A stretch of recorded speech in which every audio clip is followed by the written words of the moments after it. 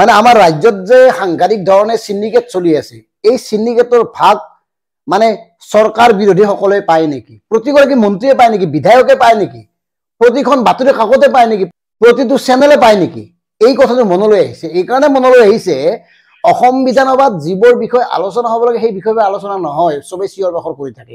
কেৱল জগদীশ ভূঞাক বাদ দি কোনো এটা ৰাজনৈতিক দলৰ নেতাই সিন্ডিকেট সম্পৰ্কে মাত নামাতে কিয়? সিন্ডিকেটক লৈ এই নীৰৱতা কিয়? আমিতো প্ৰত্যেকেই জানো সিন্ডিকেট চলি আছে। আপোনাৰ ডিমা হাছাওৰ পৰা বিভিন্ন প্ৰান্তত, অৰুণাচল, মেঘালয়, বিভিন্ন ৰাজ্যৰ প্ৰান্তত সিন্ডিকেট চলি আছে। শেহতীয়াভাৱে অৰুণাচলৰ খৰচাঙৰ পৰা আপোনাৰ দৈনিক 250খন ট্ৰাক আহে, 2 নম্বৰী ট্ৰাক, আৰু প্ৰতিখন ট্ৰাকৰ পৰা 1.5 লাখ টকাকৈ লয়। এই টকাৰ কোনে লয়? এই টকাৰ কলৈ যায়? আৰু এই যে অভাৰলোড দেখিলে যে আমাৰ গাড়ীবোৰে আমাৰ খেদি ফুৰে, আপুনি মন কৰিব গুৱাহাটীৰ আশে পাশে হওক অভাৰলোড যায় নেকি? অসম আৰক্ষী হওক বা বিভিন্ন ধৰণৰ বিভাগে তাত ৰৈ থাকে, চেক কৰে। অথচ খৰচাঙৰ পৰা অহা এই ট্ৰাকসমূহক কিয় এনেকৈ যাব দিয়া হয়? কিয় সেইসমূহ ট্ৰাকক কোনো ধৰণৰ চেকিং কৰা নহয়, ৰখোৱা নহয়? কিয়? ইয়াৰ ৰহস্য কি? এই কথাটো গুৰুত্বপূৰ্ণ। সিন্ডিকেট সম্পৰ্কীয় এই ঘটনাটোত CPM-ৰ আপোনাৰ মনোৰঞ্জন তালুকদাৰৰ নামো সাঙুৰি খাইছিল এবাৰ। ফোন ৰেকৰ্ডিং এটা লৈ হৰেণ মহন্তৰ নামত কিবা কথা বতৰা চলাক লৈ মানে এনেকুৱা এটা হৈছিল যে সেই বিষয়ে ফৰেনচিকত দিব, ভইচ টেষ্ট কৰিব, বিধানসভাত বিশেষ কমিটি গঠন কৰা হ'ল। পাছত কি হ'ল? ৰিজাল্ট কি? মানে সেই ফোন কলটো সঁচা আছিল নে মিছা? এই কথাবোৰতো আমি জানা নাই, জনাৰ উপায় নাই। কি হ'ল? গতিকে এই কথাবোৰ আমাক লাগে।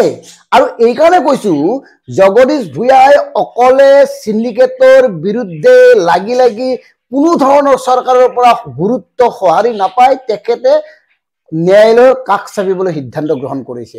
তেখেতে তথ্য সহকাৰে প্ৰকাশ কৰিছে যে সিন্ডিকেট চলি আছে, অথচ অসমৰ সৰ্বাধিক প্ৰচলিত কাকতসমূহত সিন্ডিকেটৰ বা বাতৰি নাই। প্ৰথম পৃষ্ঠাত কিয়? ডাঙৰ ডাঙৰ চেনেল বিলাকত সিন্ডিকেটৰ বাতৰি নাই কিয়?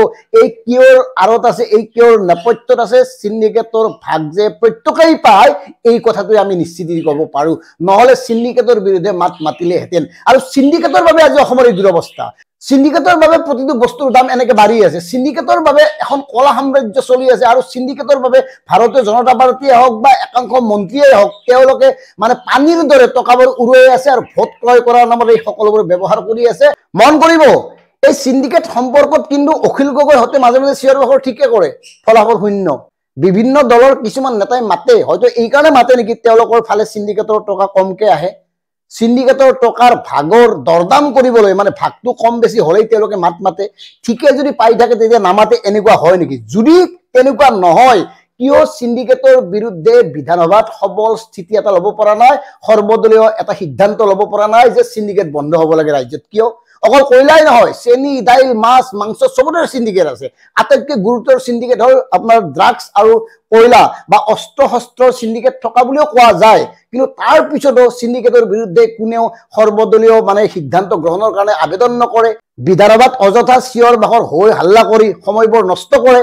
এটা বিষয়, যিটো বিষয় আধা ঘণ্টাত শেষ কৰিব পাৰে, সেই বিষয়টোক লৈ দিনটো নষ্ট কৰে। গতিকে এই কাৰবাৰবোৰ কিয় হয়? আৰু সিন্ডিকেট সম্পৰ্কত কিয় কোনেও বিধানসভাত মাত নামাতে? এইটো কিন্তু গুৰুত্বপূৰ্ণ কথা। আৰু মন কৰিব, অসমৰ সংবাদ মাধ্যমৰ বেছিভাগ সংবাদ মাধ্যমে এই ক্ষেত্ৰত নিশ্চুপ, বেছিভাগ কাকতেই এই ক্ষেত্ৰত নিশ্চুপ। আমি অসমীয়া প্ৰতিদিন কাকতক প্ৰত্যাহ্বান জনাইছিলো, তেওঁলোকে আমাৰ প্ৰত্যাহ্বান গ্ৰহণ কৰিব নোৱাৰিলে।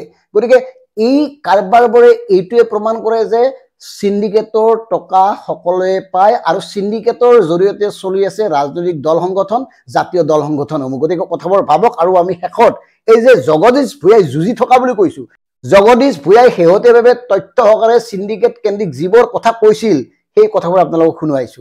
দৈনিক খাৰচাঙৰ পৰা অৰুণাচলৰ পৰা প্ৰায় 250খন অবৈধ কয়লাৰ গাড়ী অসমত প্ৰৱেশ কৰে আৰু প্ৰতিখনে 55 টন, 50 টন, 60 টনলৈকে অবৈধ কয়লা তেওঁলোকে কঢ়িয়ায়। এই টকাটো শদিয়াৰ সমষ্টিৰ বিধায়কজনে সংগ্ৰহ কৰে।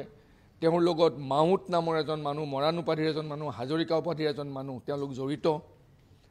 আৰু এই টকাটো ৰাজনৈতিকভাৱে শীৰ্ষস্থানলৈ টকাটো স্থানান্তৰিত বিতৰণ হয়।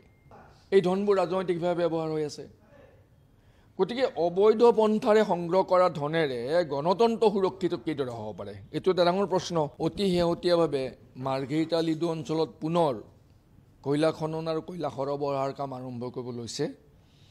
যোৱা ৩-৪ দিনৰ পূৰ্বেই তাত তেওঁলোকৰ যিটো language syndicate language entry issue কৰিবলৈ আৰম্ভ কৰিছে।